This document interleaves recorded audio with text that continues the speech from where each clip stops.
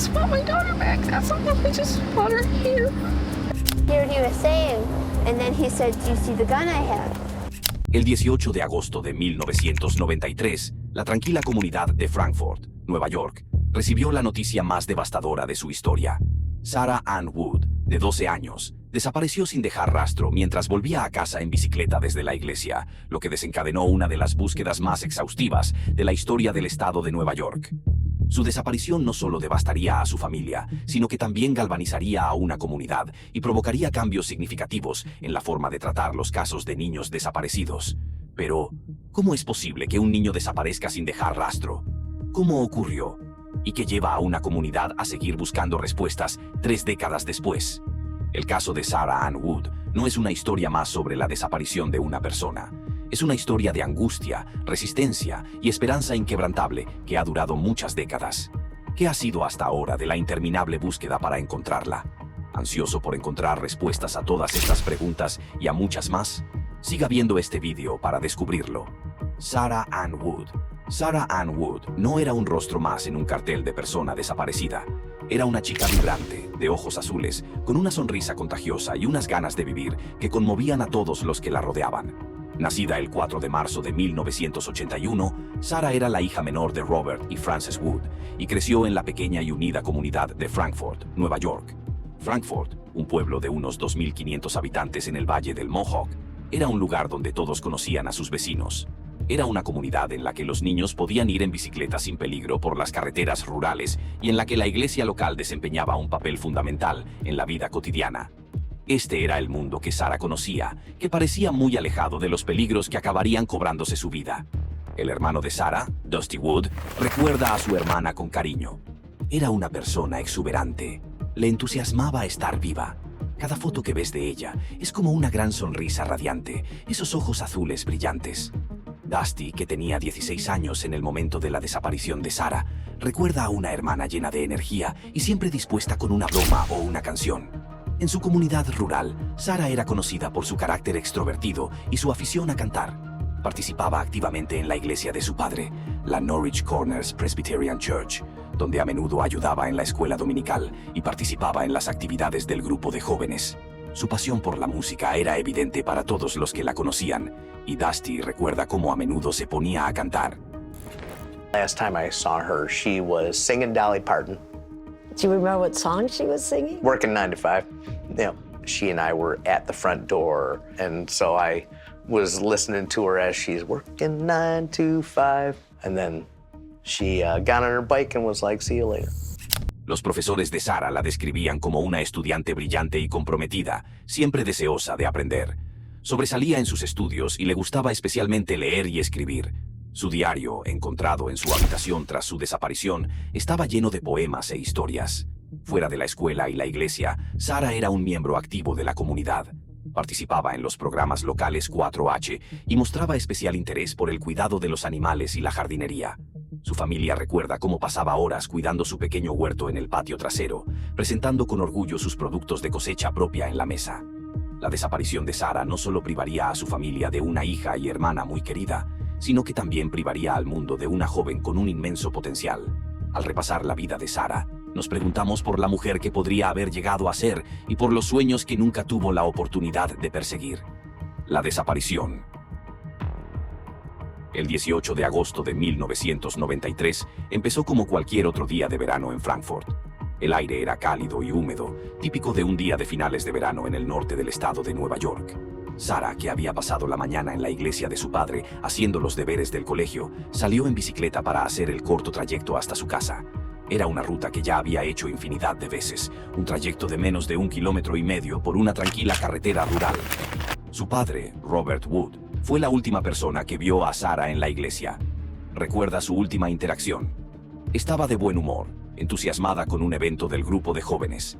La vi marcharse, sin imaginar que sería la última vez que la vería. Sarah volvía a casa por Hackadam Road, un tramo rural con pocas casas y aún menos transeúntes. Timothy Blaze, policía del estado de Nueva York y uno de los primeros en llegar al lugar de los hechos, relata los acontecimientos de aquel fatídico día. Habría salido por aquí y por esta carretera. Su casa no está muy lejos, a la izquierda.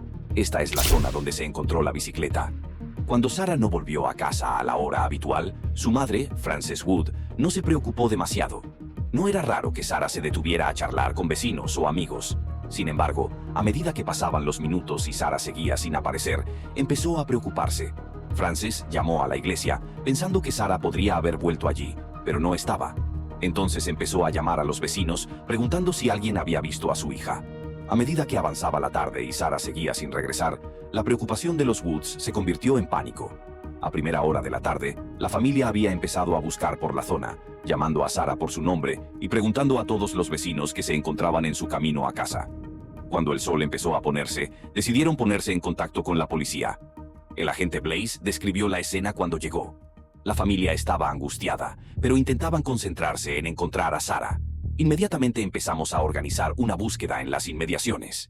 Fue durante esta búsqueda inicial cuando se encontró la bicicleta de Sarah, escondida entre los arbustos a menos de media milla de su casa. El descubrimiento conmocionó al equipo de búsqueda y a la comunidad en general. Las pertenencias de Sarah seguían en la cesta de la bicicleta, incluidos sus libros de texto y un pequeño bolso. No había señales de lucha, ni sangre, ni nada que indicara lo que podría haberle ocurrido a la joven. El hallazgo de la bicicleta transformó lo que podría haberse tratado como un caso de fuga en algo mucho más siniestro. Estaba claro que no se trataba de un caso de una niña deambulando o huyendo. Algo mucho más siniestro había ocurrido en aquella tranquila carretera rural.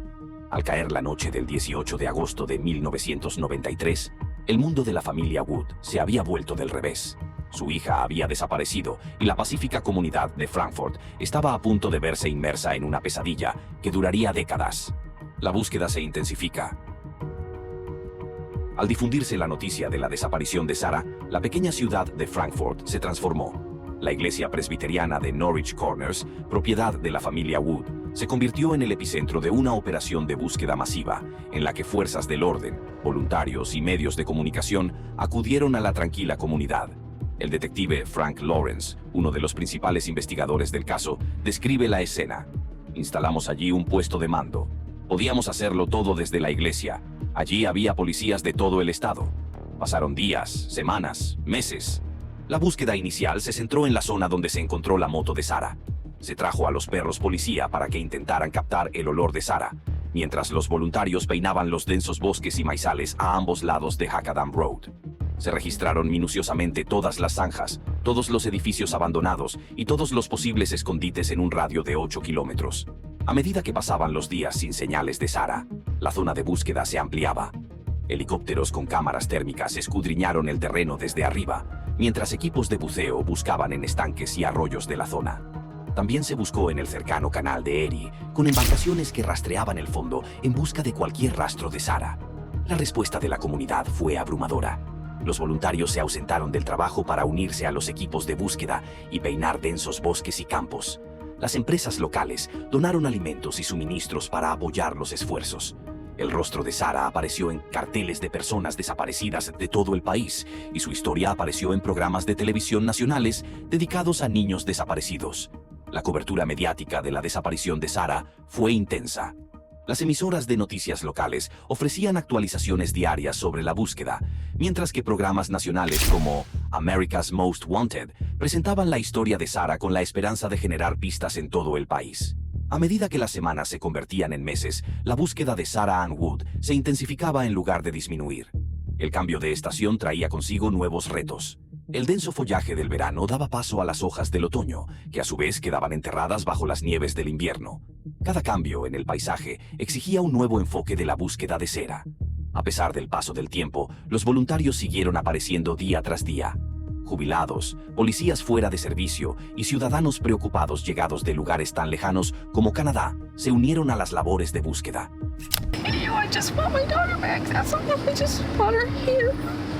La dedicación de estos voluntarios fue la prueba del impacto de la desaparición de Sarah en su comunidad y más allá. Una voluntaria, Mary Thompson, profesora jubilada de Utica, recuerda: vinimos todos los fines de semana durante meses. Incluso cuando parecía imposible, seguimos buscando. Todos sentíamos que Sarah también era nuestra hija. En la búsqueda de Sarah también se aplicaron las nuevas tecnologías, ya que se utilizó la tecnología cartográfica del Sistema de Información Geográfica para coordinar los esfuerzos de búsqueda y rastrear las zonas que se habían cubierto. Este fue uno de los primeros usos del SIG en un caso de persona desaparecida en el estado de Nueva York. A medida que se acercaba el primer aniversario de la desaparición de Sarah, la familia Wood y la comunidad de Frankfort se enfrentaban a una dura realidad. A pesar de una de las búsquedas más exhaustivas de la historia del estado de Nueva York, Sarah seguía desaparecida. Pero aunque la esperanza empezaba a desvanecerse, nadie estaba dispuesto a rendirse. La búsqueda de Sarah Ann Wood se había convertido en algo más que la búsqueda de una niña desaparecida. Se había convertido en una misión para traerla a casa, costara lo que costara. Pero, ¿cómo lograrlo? Comienza la investigación. Entre bastidores, las fuerzas del orden trabajaban incansablemente para averiguar qué le había ocurrido a Sarah. La policía del estado de Nueva York, en colaboración con las fuerzas de seguridad locales y el FBI, puso en marcha una investigación exhaustiva que duraría años y atravesaría distintos estados. Se siguieron con ahínco todas las pistas, por pequeñas que fueran. Los investigadores entrevistaron a cientos de personas, entre ellas compañeros de clase de Sarah, vecinos y cualquiera que pudiera haber estado en la zona el día de su desaparición. Examinaron los registros telefónicos, las transacciones de las tarjetas de crédito e incluso la recogida de basuras, en busca de cualquier pista que pudiera conducirles al paradero de Sarah. La investigación no dejó piedra sin remover, incluso examinando a los más cercanos a Sarah. El detective Lawrence dijo lo siguiente sobre el difícil proceso que supuso. Había que buscar en el bosque. Se examinó el bosque. Siempre es difícil hacerlo, especialmente en este caso, porque son muy buenos padres. Bob Wood estaba allí todos los días. Todos los días. Aunque necesario, este aspecto de la investigación aumentó la angustia de la familia Wood, como Bob Wood dijo más tarde. Entendíamos por qué tenían que mirarnos, pero no lo hizo más fácil. Estábamos viviendo nuestra peor pesadilla, y luego ser sospechosos era casi demasiado para soportarlo. Una vez que la familia Wood quedó libre de toda implicación, los investigadores centraron su atención en los delincuentes sexuales conocidos de la zona. Había que entrevistar a cada uno de ellos y eliminarlos como sospechosos. Este minucioso proceso llevaba a menudo a callejones sin salida, pero los investigadores estaban decididos a no dejar ninguna posibilidad sin explorar. El FBI se unió a la investigación, aportando recursos y conocimientos adicionales. Elaboraron un perfil del posible secuestrador, sugiriendo que probablemente se trataba de alguien familiarizado con la zona que había estado observando los movimientos de Sarah. Este perfil ayudó a centrar la investigación, pero también puso de relieve la escalofriante posibilidad de que el autor fuera alguien de la comunidad local. Una de las primeras pistas más prometedoras fue la de un testigo que dijo haber visto un coche azul sospechoso en la zona cercana a la desaparición de Sarah. Esto dio lugar a un esfuerzo masivo para localizar y comprobar todos los coches azules en un radio de 78 kilómetros. Se examinaron miles de vehículos, pero ninguno resultó estar relacionado con el secuestro de Sarah. A medida que pasaban los meses sin ningún avance, la frustración crecía entre los investigadores. El caso pasó factura a los investigadores. Muchos trabajaban sin descanso, perdiéndose acontecimientos familiares y vacaciones. El peso emocional de la búsqueda de una niña desaparecida, unido a la presión por encontrar respuestas para la familia Wood y la comunidad, era inmenso. A pesar de estos retos, la investigación continuó y las unidades de casos sin resolver revisaban periódicamente las pruebas, con la esperanza de que los avances de la tecnología forense arrojaran nueva luz sobre viejas pistas. Pero a medida que los meses se convertían en años, el caso de Sarah seguía sin resolverse y se convirtió en un inquietante recuerdo del día de verano que cambió para siempre a una familia y a una comunidad. La confesión de otra niña de 12 años, que caminaba por su calle, conduciría a un importante avance sobre el paradero de Sarah Wood. ¿Quién era y cómo ocurrió? Louis Lent. El avance en el caso de Sarah vino de una fuente inesperada. El 7 de enero de 1994, casi 5 meses después de la desaparición de Sarah, una niña de 12 años llamada Rebecca Savard estuvo a punto de ser secuestrada cuando se dirigía a la escuela en Pittsfield, Massachusetts, a unos cientos de kilómetros de donde desapareció Sarah. La valentía y rapidez mental de Rebecca condujeron a la detención de Louis Lent Jr., un conserje de 43 años con antecedentes por delitos menores. Rebecca relató su angustiosa experiencia. Listening to my music, he was on the side of me. Like where I am? Yeah. He was saying stuff before. I didn't know what he was saying, so I took my earphones out to hear what he was saying. And then he said, "Do you see the gun I have?" Rebecca consiguió escapar fingiendo un ataque de asma y corriendo hacia un adulto cercano para pedir ayuda. Su descripción del agresor y de su vehículo condujo a la rápida detención de Lent. Louis Lent Jr. no era una figura imponente. Con una estatura de 1,70 m y un peso aproximado de 45 kilos, no encajaba en la imagen estereotipada de un depredador. Nacido el 27 de julio de 1950 en North Adams, Massachusetts, Lent tuvo una infancia problemática marcada por los malos tratos y el abandono. Abandonó la escuela en 9º curso y vagó entre varios trabajos poco cualificados. El historial delictivo de Lent comenzó en su adolescencia con delitos menores como hurtos y alteración del orden público. Sin embargo, los investigadores pronto descubrieron que estos delitos menores ocultaban una naturaleza mucho más oscura. A medida que los investigadores indagaban en los antecedentes de Lent, surgía un patrón inquietante. Tenía un historial de intentos de atraer a niños y había sido sospechoso en otros casos de niños desaparecidos. Y lo que es más importante, descubrieron que Lent había estado en la zona donde desapareció Sarah Ann Wood el día de su desaparición. Lent había trabajado como conserje en un cine de Pittsfield, Massachusetts. Este trabajo le daba acceso a los niños y le permitía observar sus rutinas. Fue en este cine donde vio por primera vez a Jimmy Bernardo, de 12 años, a quien más tarde confesaría haber asesinado. La detención de Louis Lent Jr. conmocionó a las comunidades de Pittsfield y Frankfort. Un hombre que había vivido y trabajado entre ellos, aparentemente anodino, se revelaba ahora como un depredador de la peor calaña. Al difundirse la noticia de la detención de Lent, investigadores de Nueva York se apresuraron a llegar a Massachusetts para interrogarle sobre Sarah Ann Wood. Las similitudes entre la desaparición de Sarah y el intento de secuestro de Rebecca Savard eran demasiado sorprendentes como para ignorarlas. Ambas niñas tenían aproximadamente la misma edad, estaban solas cuando fueron atacadas y ambos incidentes se produjeron en zonas rurales relativamente tranquilas. La captura de Louis Lent Jr. trajo una mezcla de esperanza y temor a la familia Wood y a la comunidad de Frankfort. Aunque ofrecía la posibilidad de obtener por fin respuestas sobre el destino de Sarah, también les obligaba a enfrentarse a la horrible realidad de lo que podría haberle ocurrido. El reto ahora consistía en conseguir que revelara la verdad sobre Sarah Ann Wood y potencialmente sobre otras víctimas. La siguiente fase de la investigación resultaría tan desafiante como desgarradora: la confesión y el engaño de Lent. Sometido a un intenso interrogatorio, Louis Lent Jr. comenzó a revelar el espeluznante alcance de sus crímenes. Confesó no solo el intento de secuestro de Rebecca Savard, sino también el asesinato de Jimmy Bernardo, de 12 años, en 1990.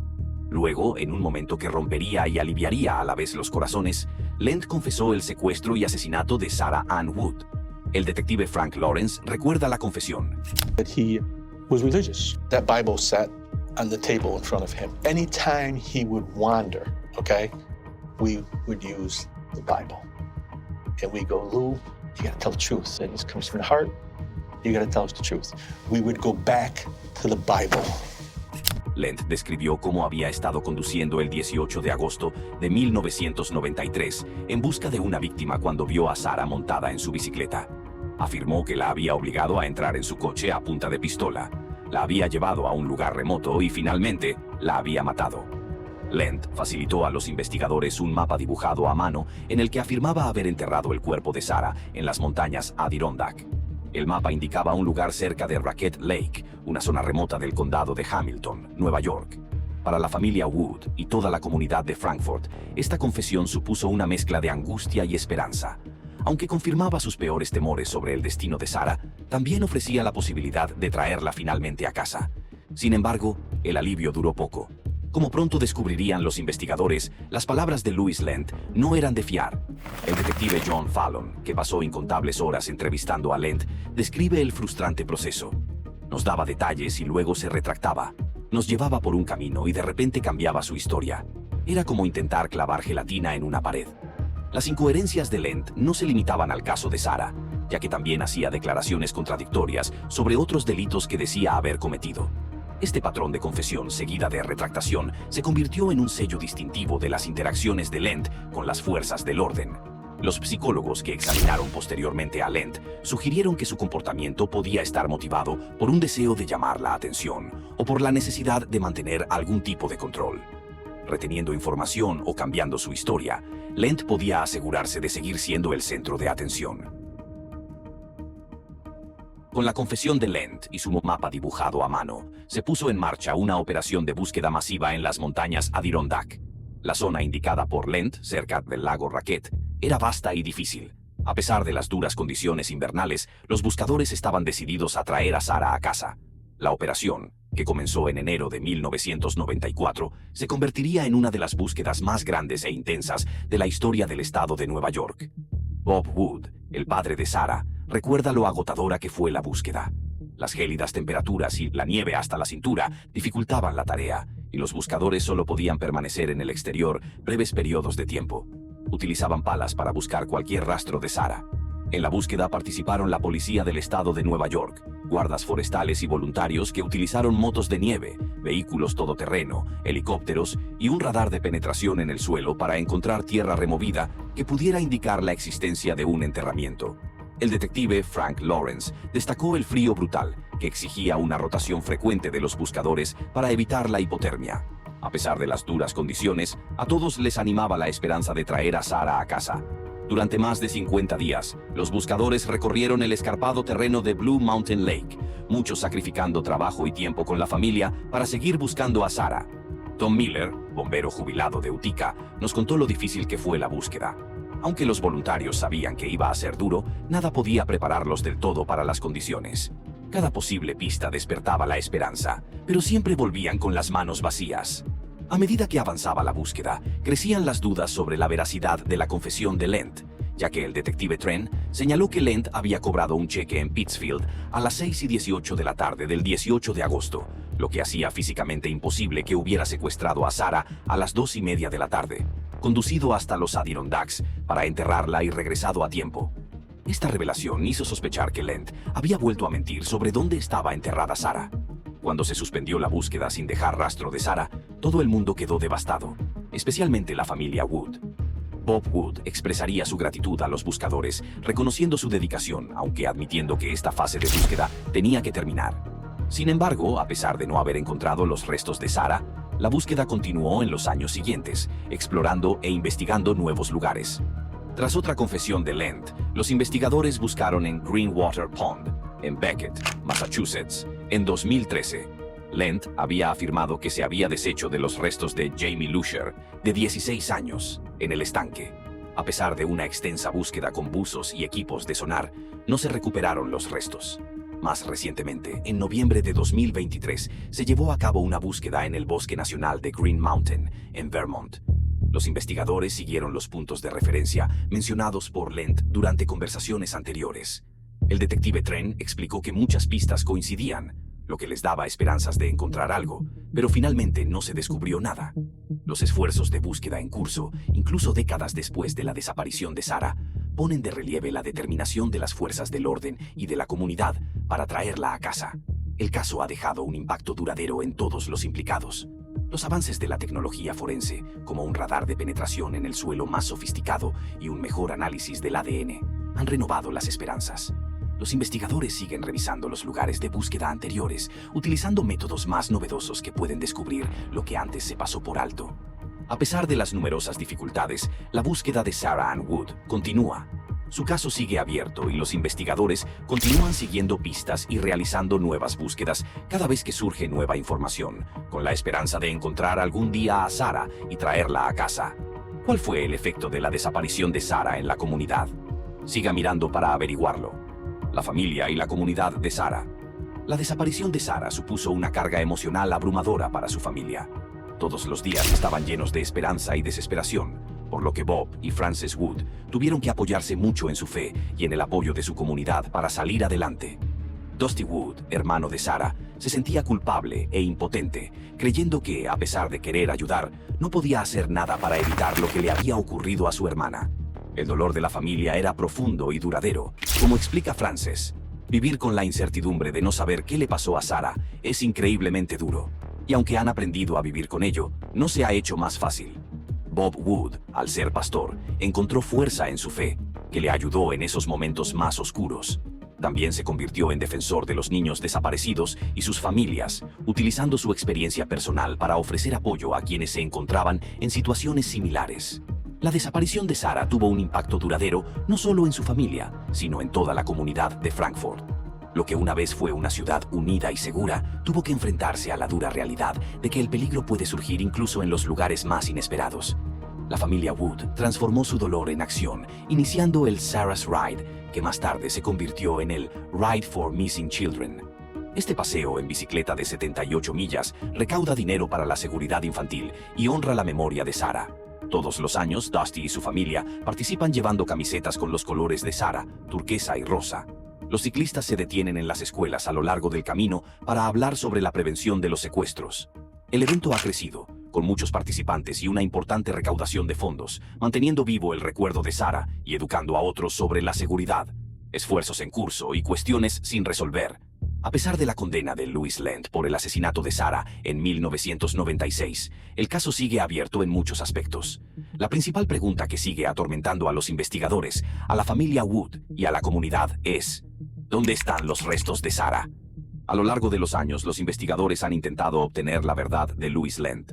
El detective John Fallon mencionó que, a pesar de seguir innumerables pistas, volver a interrogar a testigos e incluso sacar a Lent de la cárcel para que volviera sobre sus pasos, sus esfuerzos se han saldado hasta ahora con las manos vacías, ya que las declaraciones incoherentes de Lent y sus frecuentes retractaciones han dado lugar a muchas búsquedas infructuosas. A principios de 2013, Lent había confesado haber matado a Jamie Lusher, de 16 años, y haber arrojado su cadáver al estanque Greenwater, en Beckett, Massachusetts. Sin embargo, tras una búsqueda exhaustiva, no se encontró nada y Lent acabó retractándose también de esa confesión. Estas afirmaciones engañosas han suscitado dudas sobre las motivaciones de Lent. La agente jubilada del FBI, Julia Cowley, cree que Lent se aferra a estos secretos como una forma de control e incluso siente placer al ocultar información, sabiendo que sigue perjudicando a las familias de las víctimas. Este preocupante comportamiento deja a la familia Wood lidiando con la posibilidad de que Lent esté ocultando deliberadamente la localización de los restos de Sarah. En noviembre de 2023 se llevó a cabo una búsqueda en el Bosque Nacional de las Montañas Verdes de Vermont, basándose en los puntos de referencia que Lent había descrito anteriormente. Los avances en tecnología forense también han desempeñado un papel en la investigación. Las nuevas técnicas de ADN han permitido a los investigadores volver a examinar pruebas antiguas, mientras que el radar de penetración terrestre se ha vuelto más eficaz para buscar posibles lugares de enterramiento. Las unidades de casos sin resolver también revisan periódicamente el caso de Sarah, con la esperanza de que las nuevas tecnologías y las nuevas perspectivas puedan conducir a descubrimientos. En el sitio web de la Policía del Estado de Nueva York sigue activa una página dedicada al caso de Sarah, en la que se insta a cualquier persona que tenga información a que la facilite. Uno de los principales retos es el paso del tiempo. Los recuerdos de los testigos se desvanecen, las pruebas se deterioran y el paisaje cambia, lo que complica los esfuerzos por volver a las antiguas zonas de búsqueda. Otro problema es la salud de Lent. A sus 70 años, se teme que si Lent muere sin revelar dónde está Sarah, las posibilidades de encontrarla disminuirán aún más. La búsqueda en curso de Sarah Ann Wood plantea importantes cuestiones sobre el impacto a largo plazo de estos casos en las familias, las comunidades y las fuerzas del orden. ¿Cómo conciliar la necesidad de cerrar el caso con la realidad de que algunas preguntas quizá nunca tengan respuesta? ¿Cómo apoyar a largo plazo a las familias de los niños desaparecidos? Estas son preguntas que el caso de Sarah sigue poniendo sobre la mesa. Al terminar este viaje, recordamos que hay otros muchos niños desaparecidos cuyos casos siguen sin resolverse. Todos ellos merecen la misma dedicación y el mismo esfuerzo incansable en la búsqueda de Sarah. ¿Qué lecciones podemos aprender del caso de Sarah para evitar tragedias similares en el futuro? ¿Cómo podemos honrar la memoria de Sarah y la de todos los niños desaparecidos? Son preguntas que debemos seguir haciéndonos y esforzándonos por responder. Asegúrese de que le gusta, comentar y suscribirse. También puedes ver otros vídeos interesantes haciendo clic en el vídeo que aparece en tu pantalla.